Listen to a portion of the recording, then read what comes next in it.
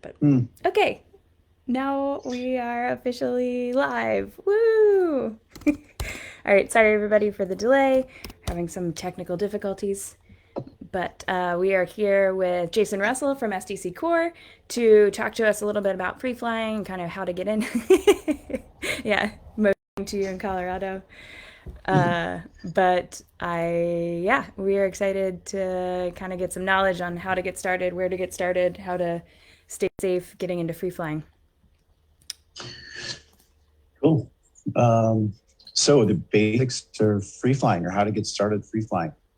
Um, so I think there's a couple things that we would need to say right off the bat to just make sort of generalisms. The first one is, as you start to think about free flying, you probably want to think about either getting some coaching or joining with somebody who's more experienced than you, a friend of yours, who's going to act as a coach, even if you're not paying them, just so you have some sort of template, I guess, for what you're going to be doing. However, in really general terms, if you decide to go out on your own, group size needs to be super small.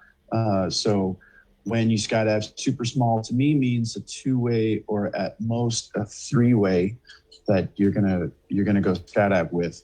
And depending on a lot of people, when they think about starting to free fly, they're thinking that they're gonna um, get out and sit fly or maybe try flying on the head and sort of skip over back flying, which can be an important body flight type for you to at least have some awareness of, some comfort with, proficiency with trying out back flying so that you can learn that as a recovery position while you're free flying so that you're not tempted to go to your belly while you're free flying. Because once you start to free fly, belly flying is out as an option in the middle of the jump. Um, okay, so let's back up a little bit and think if you're going to start free flying and you've got a small group, what are some other things that you might need? And uh, a lot of times in the beginning of free flying, people will skip over some of the things that can really help them. The first one to think about is what you're going to wear. Uh, a little bit of drag across your body can really be helpful, even though a lot of times people think, oh, I'm going to free fly. I'm going to go sit fly in shorts and a t-shirt. Um, that can be comfortable on warm days, but that's not actually helping you maintain a sit fly body position. And since your skin doesn't offer a ton of resistance, uh, wearing shorts and a t-shirt can make your intro to free flying, which is probably going to be not the easiest thing that you've ever done. It can make it actually pretty difficult to even try because you just don't have any drag on your body. So thinking about, how you buy other gear, you can potentially feel comfortable buying a suit as soon as you start skydiving, assuming that you're not a person that has like massive weight fluctuations all the time. A suit can be something nice to have from the very beginning that offers you not only drag across your body and a more effective learning curve, but also protection on landing and protection while you're packing and a place to keep your phone and just some other really nice things. And it doesn't have to be a brand new suit. You can definitely get away with the used one, but something to provide you with those valuable items. And then next, as we're moving on, so we're just thinking about free flying now. We've got a group, and what else should we be thinking about? You should have a helmet. I think that most of the people who jump without helmets are kind of dinosaurs in the sport, and a helmet is now pretty much standard. But you don't necessarily have to buy a skydiving specific helmet. There's good helmets out there, but having something on your melon can really help when you leave the plane and maybe bumping into other people. It also holds your audible, which is the next thing that you want to have while you're skydiving with other people. It's going to get less and less interesting for you to constantly be looking at your visual altimeter while you're in free fall because you're having fun with everybody, taking docs, and it's very easy to get distracted away from the sort of the habits that you got into during your AFF, maybe where you were checking your altitude like every few thousand feet at the most, you were looking at your wrist. That can get a little bit tedious as you think about group skydiving. So an audible altimeter can really be a nice thing that you can learn to have on your skydives. But as soon as you have one audible altimeter and you start relying on that one audible altimeter, probably you want to get a second one and put an audible in both ears so that, our electronic devices that work with batteries, they can fail. The batteries can go dead, but it's incredibly unlikely that you would lose both of them same skydive. So a second audible altimeter is a nice redundancy thing for your safety. An AAD is pretty much mandatory for free flying, and then you need to consider like what features are on your rig that are going to help you to free fly. Generally, you probably want to stay away from chest rings because there's too much flexibility in your rig, and especially as you learn to back fly, it can shift over on your back, and that creates a really strong side slide. So things like that if you can get that kind of information from a coach or somebody on the drop zone, if you're not sure all the things that I'm talking about, someone else can help you with making sure that your rig is ready to go. So you've got a suit, you've got a visual altimeter, you've got one or hopefully two audible altimeters, you've got a helmet, and you've hopefully got a rig that you didn't buy a new rig. Let's be clear about that. Nobody who's learning to free fly who just started skydiving went out and bought a brand new rig, unless you're Bill Gates' kid and you have billions of dollars to dispose of. But for everybody else, you thought about getting a rig that was secondhand. Instead of 10 grand for a new rig, you got it for 3 or 4 or 5, something like that. And it maybe doesn't fit you perfectly, but you want to try and get as close to a good fit as you can. So you've got all of your stuff. And now what are you going to do when you get out of the plane with your group? Just to start with, as you think about your two-way, obviously there's an orientation that you're going to shoot for during the skydive. Maybe it's you're going to go out and try a sit fly, acknowledging that not everybody's going to hold their sit the whole time. Maybe they're going to back fly a little bit during the skydive just by accident. But the first thing that you're going to think about is how you're going to exit into the wind. And so you need to think about where the relative wind is coming from. And the spoiler alert is that it's typically from the front of the aircraft. And if it's not from the front of the aircraft, you need to leave that aircraft as soon as you possibly can. The wind's coming from the front, and let's say we're going to sit fly into the wind, and we're going to try that as our two-way or three-way.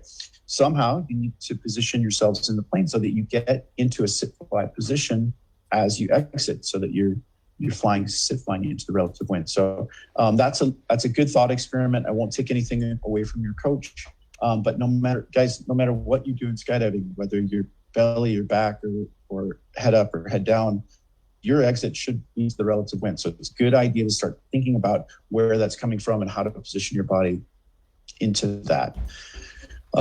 We do have a question. Alex DeFore asked if like a tunnel is not being used for certain jumpers, like if they don't have access to a bunch of tunnel time before, what would you think is kind of a minimum number of jumps that a person should have before they start into free flying? He said he always loves to see new jumpers try to free fly at jump number 27. Yeah, hopefully this is Alex from Canada. I haven't seen you for a while because Canada's been locked down, but we'll see you for the next big wave, hopefully. Yeah, it's difficult to say because of how variable people are, and for some people, their awareness can be good right off the bat, and for some people, they might need a little bit more experience before they want to maybe dip their toe in the water of other body positions. For instance, I had an AFF student on level 1 that we exited the plane, and her altimeter came and she reached over and redid the Velcro and put it back so that she could see it, and then carried on with the skydive. I mean, that's pretty amazing. But not everybody works in the same way. So I really don't think it's necessarily bad for somebody to start free flying if they want to after they've gotten off AFF, provided that they've got the right gear and they've gotten some of the basics of what they need to keep themselves safe and other people around them. So I know that's a pretty vague answer, but people are just so different in their skill set and awareness. And I mean, there's some So people I've seen flying that maybe shouldn't be free flying. so then maybe instead of a jump number, like what skills do you think they should have nailed down before? I mean, this is just sort of general stuff about being a human being, but awareness and not being overwhelmed by the fact that we're out skydiving, but an awareness of what's jump run, what's our heading right now. Can you at least be aware in free fall of your alignment? Because we're going to talk about this in a second. Can you? How is your AFF? Were you a heads up student? Did you have good body control while you were falling? Did you, depending on what your program was, the jump that they let you go, did you fail that 17 times and you spun out of control? And not that that's bad per se, it's just something to be aware of, sort of that Latin expression, know thyself, that you are kind of have some awareness of what you can try and what your comfort zone is, because for sure there's at the added speeds, there's more to be aware of during free flying, and some of the when people are not at least briefed on safety stuff for free flying, it can get a little bit sketchy. So it does not necessarily a jump number. Somebody with say a student that goes to the tunnel for 4 hours before their AFF course, they might be sit flying already, in the tunnel. So then they're probably pretty good. So I would have to probably think of Alex's question on an individual basis of looking not in general terms, but in that specific person and saying, yeah, maybe they're ready, or no, maybe they're not. Yeah. Mark near Whiskey had a question regarding learning how to fly head down and head up in the tunnel versus the sky. So, like someone's just starting out, thoughts on learning in the tunnel first, or the sky first, or a blend of both, or. Well, I mean, for everybody out there, I wish I wrote a paper a while back, like 18 years ago, about the price comparison and the effectiveness of different training tools. And to sum it up, if you work out math of coach jump versus a coached hour of skydiving versus coached hour in the wind tunnel, that's going to be about a $10,000 coached hour for skydiving and about a $1,000 coached hour in the wind tunnel. And then there's some added bonuses for the wind tunnel. Generally a lower stress level. Generally, your learning segments are much closer together in time, so that you can start piecing together things a little bit easier than a 45-second skydive that then is separated from your next skydive by maybe an hour. You've got to get an effective coach in the sky, which can be much more difficult actually to nail down than a coach in the tunnel. If you're just getting started free flying, probably any tunnel instructor worth anything wasn't working at McDonald's last week can potentially help you out. Certainly, like the price of a very beginning coach and the price of having, say, me or Steph or Dusty coach you is actually not that much different. So you can get a really good coach for a pretty good price. And so learning in the tunnel can be an incredibly cost-effective way to make your skydives better. If I had to choose and I could only tunnel fly for the rest of my life, or I could only skydive, 100% I would only skydive. But the tunnel is an effective tool for sure for learning those things. So if you're getting started and you're not sure where to invest your hard-earned cash, talk to some other people around the drop zone, maybe see some friend of yours has a good coach that they really like, who maybe there's obviously different coaches have different styles, and their style is something that you like. If they get in and their style is to start screaming at you with harsh criticisms and insult, then that has to be your style of learning. And if you prefer a little bit more hand holding and blah, blah, blah, then you just got to find a coach that works for you. But yeah, the tunnel can be a great way to to get started. And then, you spend a couple $100 on 15 minutes of tunnel time. That can make a tremendous difference for going out and flying in the sky and your overall awareness level and bringing your stress down, and making you a safer flyer. Cool. So we're a little bit off track there with the questions. Yes. That's totally fine. I think I can stay on point. So we talked about exiting into the relative wind, and I think that's where we stopped. Mm-hmm. One of the next things that you need to think about as you're beginning free flying is your alignment after you leave the plane, and and in that thought process, it's what's the thing that could possibly happen here. And so for head up and head down flying, you want to think about aligning you and your group perpendicular to jump run, so that if jump run, say, was north-south, you want to be facing east or west, because the most common thing that's going to happen in head up or head down is that you're going to backslide. I mean, head down, you could be going forward potentially also, but basically it's much easier in either of those body positions to do a forward and backward movement than it is to side slide. And so you can actually head up or head down, you could be covering a ton of distance that you don't mean to, and you may not even be aware of. And so it's super important that your alignment is perpendicular to jump run, so you don't fly into the group that left before you or the group that left after you. That can have somewhat catastrophic results. So that's another, how aware are you as a skydiver? Can you be aware of, okay, there's where the jump was. If I'm trying to fly head down, can you lift your chin up to the ground and understand in that moment, where are we? Where's the drop zone? What was jump run? And am I perpendicular? Because this is actually a super critical safety issue. It gets overlooked all the time. And then one person is backsliding and they're managing to do it in a straight line, and everybody else is chasing that one person.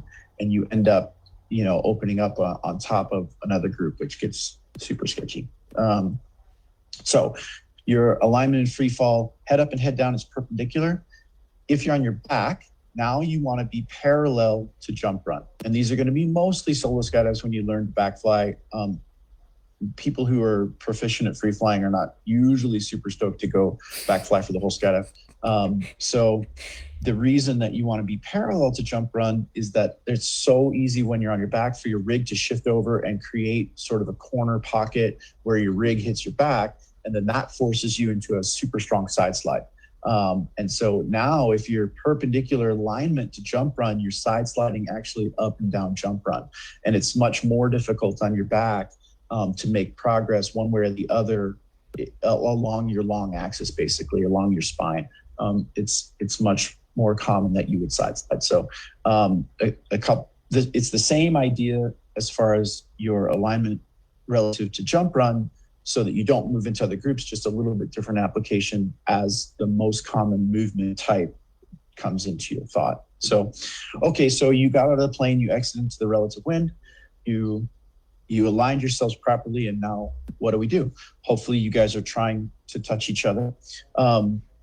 The most common expression I can think of as it relates to this moment is LSD, which is, of course, lysergic acid. But then if you translate it into skydiving, it's level slot dock. Lysergic acid is a whole different podcast. We'll get to that some other time. But level slot dock, it happens in that order. And there really should be a really small S in between LS, small s, D. And so you fix the level first, always. And guys, again, this is a super important safety issue, that if we're all going about the same speed and about the same level, things are pretty safe. When there's significant level differences, hundreds of feet, and we lose awareness of where other people are on the skydive, that gets to be a problem. So normally even on a beginning free fly jump, there's one person that's the base, and that they'll act as sort of the rabbit that everybody chases, and then levels get fixed so that it's basically not like, do I go fly with this guy or do I go fly with this guy? It's designated that we're all flying to this person, so that the level is established about where it's going to be. Okay, so level slot means that you got on level with the person, even maybe you're far away, and now staying on level, I'm going to move forward to my slot. And the little s is stop. So LSD is level slot dock, but you need to stop before you dock, and that really needs to be included so that you don't get in the habit of transferring your energy or momentum into the base flyer, whoever you're trying to dock on, because that can, of course, have negative impact for them. But as you think about your group size getting bigger, you want to have that pretty bad habit worked out before you get into, say, a 20 weight, where now crashing into the person you're docking on will send ripples through to the other side that would potentially eject somebody on the other side because the base is now wavy thanks to your momentum. So level slot, stop, dock. And so that's, and then whatever else you plan for the skydive, that LSD can sort of encompass the whole thing. When we think about the end of the skydive, there needs to be some sort of discussion about how are we going to separate from each other safely, keeping the fall rate up to start, only slowing down when we know that the airspace is clear above us. So if you think about head up or head down, somehow you need to get to your back. Backfly, again, is going to be part of your break off, but you need to check the airspace above you while your speed, is still really fast, so that you don't flatten out into somebody above you. And then if you think about belly flying at 120 and a head down speed of maybe 165 or 170, if someone's above you and you go onto your belly, you're totally unaware of them. They are totally unaware of you. And you're going to impact with somebody potentially with a 50 or 60 mile an hour difference, like running your head into a wall at 60 miles an hour. That's not going to be good for anybody. So somehow, whether you're head up or head down, you need to transition through to your back. And without getting overly technical here, from a sit fly, you're just going to drop onto your back and hopefully keep good control there and look above you while your speed is still relatively high. You'll slow down a little bit going on your back, but at least you know that there's somebody above you or not above you. So you probably look above you, lift your chin up and sort of clear the space that you intend to go to. And then if you can, while you're on your back, you want to try to stretch out into a backtrack so that you start making progress away from whatever the center point was of your formation. And then only after you've cleared the space above would you roll over to your belly and then continue to track. So in head up, simply go onto your back by just sort of relaxing your arms and you'll fall on your back. If you're head down, you want to think about turning away from the person that you were flying with in 180 and then pushing your head forward and sliding through your back as you sort of angle fly out. And then that will give you actually a lot of forward momentum away from the center, just pushing your nose forward and creating an angle away from the person you were flying with, and then smoothly transition onto your back again, check the airspace above, and only when you know it's clear, transition over to your belly. If your jump was intended as a back fly, you're already on your back. Hopefully you can have the awareness that you looked up. Now maybe you can try stretching your legs out and go track and then over onto your belly. So they're all very similar in the idea that you want to check above. And guys, if you're unfamiliar with these break-off procedures, then set your ditter at 6 or 5.5 or something high enough that you've got time to go through these procedures slowly, which you may not progress through them as fast as you'd like. But again, they're absolutely critical. So if that means a little bit shorter skydive so you can have a safe break-off, for sure, you want to do that. Once you're over on your belly, obviously then you're trying to flatten out and go as fast forward and slow down as you possibly can, getting as much separation from the center as you can. Sometimes can help to think about a bicycle wheel where you guys are all at the hub when you start and you've picked a radial for break off, and then we're quite far away when we get out to the wheel part so that we all have clean air for deployment. If you can get in the habit of at least looking over your shoulder before you deploy, maybe even doing a barrel roll if you're competent at that, you can continue your forward track even as you roll over on your back. A lot of that's an excellent skill to develop as you think about getting into bigger group stuff. Okay. Deploy your canopy. take a canopy course, fly safely. Yeah, we're getting low on time, but I did have two questions. Okay.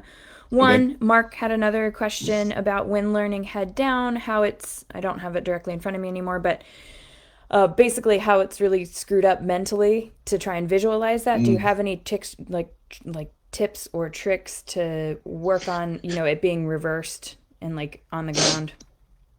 well, definitely a couple thoughts. Sit flying and belly flying, head up and belly, can be a little bit more intuitive for people. I'm sitting in a chair right now. The visuals make good sense, and it's working well for my brain. Back flying and head down flying can both present a little bit more of a problem with your brain wrapping your head around, so to speak, the orientation.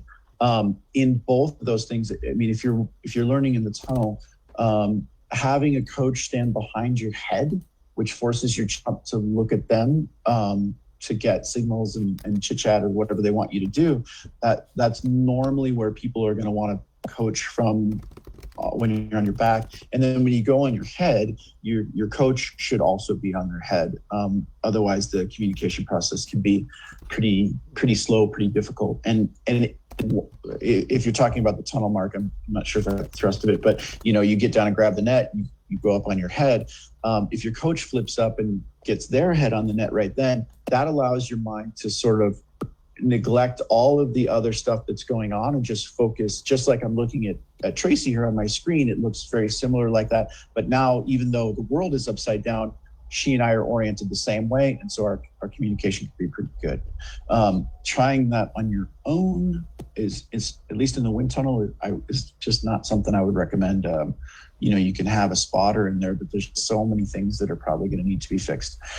The summation of that, the answer to that, is that also, especially when you guys think about head down, try not to overcomplicate what you're about to do when you start learning head down, because you've been vertical your entire life, and you're probably doing a good representation of it right now, unless you're a sloucher. Like if I'm in a chair and I'm sitting up straight, I'm vertical. Or if I'm walking around in the world, I'm vertical. And so all the things that you do as you stand up, if you just flip that picture over and maybe bend your legs at 90 degrees, you are head down and you are vertical. You're not doing anything, crazy with your head or your chest or your hips. It's the exact same picture. You just flip it over, and you got to do some kind of leg adjustment. But from your say the head through the torso, that part is just like when you walk around the world. All right, two more questions. One from Chris Normando. What skills should someone be proficient at, and or like rock solid at, in order to try four-way VFS at nationals? You need to be able to fly on your head. You need to be able to break off safely from your head. So that's intermediate VFS.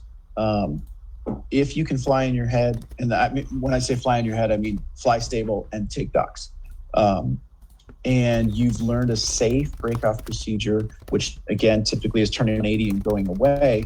That can typically be accomplished in 3 or 4. As far as learning the breakout procedure, you can get the basics of it in a couple of jumps with a coach, or maybe a few more than that with a friend. It's important to say, I guess, again, that as you think about breaking off from head down, that after you turn 180 away from the group, your head goes forward and your chin goes down, so that you transition through your back. And even at big ways, like in Florida, we haven't had it this year yet, I don't think, where somebody turns 180 and then lifts their chin up and goes back through their belly, and goes underneath the formation as they're slowing down, which is freaking horrifying. But that's an important, if that's going to be your mistake, that you get it out of the way when you're in a small group. But then the next step, that's intermediate FS, everyone's head down the entire jump, there's no head up flying. If you're going to take the next step into advanced, you need to be able to comfortably fly head up, taking docks, at least 2 people on your team, because there's never more than 2 people. I mean, there's only one person sitting at a time, but some of the blocks force another person to sit fly at the end of it. So at least 2 people that can comfortably fly head up, take docks, and transition back to head down. That's the next step for advanced. And then open is just a whole other story. By the time you're in advanced, you understand what it takes to be in open. Adam Black says he does some Freefly, particularly sit flying instruction and organizing it a couple of small drop zones, and he's run into students who can backslide while corking much faster than he can keep up with. Do you have any advice on how to keep that person like on level? He avoids telling them to go to their belly as it creates bad habits. So. Yeah, I mean, I think as a coach, it's again super important that you understand how to backfly well. You understand that your rig is probably going to affect you when you're on your back, and that you communicate to your students that, look, if you lose your position, I'm going to try to go slow. Like, say it's a one-on-one, then you can make some pretty radical changes from your back to keep up with that person who potentially corked out. If it's a group of you plus two or more, then I think that it's important for people to understand that the whole group is not probably going to adjust to their level. And part of, if they're not able to keep up the fall rate with one-on-one situation with a coach, they're not really ready for even a three-way, because that keeping the level is an important part of the safety of that skydive. So if, I understand as an organizer, man, I organize a lot of jumps where people say they're ready for something that they're not. And most of the time you just have to take them at their word. But if you go out and there's just a person that can't hold a sit fly, can't hold a back fly, and is constantly going to their belly, then unfortunately you probably have to tell them that they have to go back to a one-on-one situation and learn this stuff before they can step into a group setting. It's just not safe. Cool. And I think last question, Rook wanted to know what video games he should play to become a better free flyer. Well, I really like a game called Dota, which Rook is painfully aware of, because they would go out, when he was on the team, he's got, bigger responsibilities now, but when he was on the team, he would go out for beer or go out for dinner, and I wouldn't. Yeah. I would play my video game. It's called Dota. It's amazing. Sweet. Well, I think that's it. So yeah, thank you so much, JRuss, for your time and information and knowledge. Oh, sorry. Things I needed to add. Of course, SDC Core does a ton of coaching. And so if you're interested, you can catch up with us on Facebook or Instagram at SDC Core. Dusty, our teammate, runs the tunnel in Utah, and we do a majority of our coaching there because the tunnel actually wants skydivers, which is a nice feature. And another podcast. Another podcast. And if you're considering doing VFS at the intermediate level, or really any level, we would love to talk to you. And there's a group that actually Mark, who asked a couple questions here. Mark created a group on Facebook. I think it's called like Exploration. I was just on it. Let me see if I can. Mark Nowinski. Oh, shoot. Here it is. It's the new 4-way VFS Team Exploration Committee. Yes, that's exactly the title. New 4-way VFS Team Exploration Committee. Association LLC. Association LLC. Mark's from Poland. He spelled committee wrong. Yes. So when you search for it, it's not quite right. But I'll put a link in the comments. That's a good place to go and meet other people who might be interested in having a team this year for nationals. The attendance has been super low for intermediate VFS. VFS is a hard discipline. The attendance is low. But after 2 years of no teams, the USPA potentially cut that as a discipline. I think this year we're going to have 4 or 5 teams. So we're looking forward to better participation there. But if you are looking for a team you'd like to get organized, that's a good spot. I'm going to start linking some of our training videos to that group on Facebook. And those are free videos. You can just go start looking at exits and engineering and some block technique. And I'm going to post a Word document that's sort of my idea about some good ideas about creating a team. So hopefully some useful tools that you guys can have to start your training. Cool. Thank you. Yeah, and I've linked both that group and the Google form for people who want to do intermediate VFS in the comments. So awesome. Amazing. Thanks so much. Have fun training this weekend. Okay. Thanks. See ya. Thanks.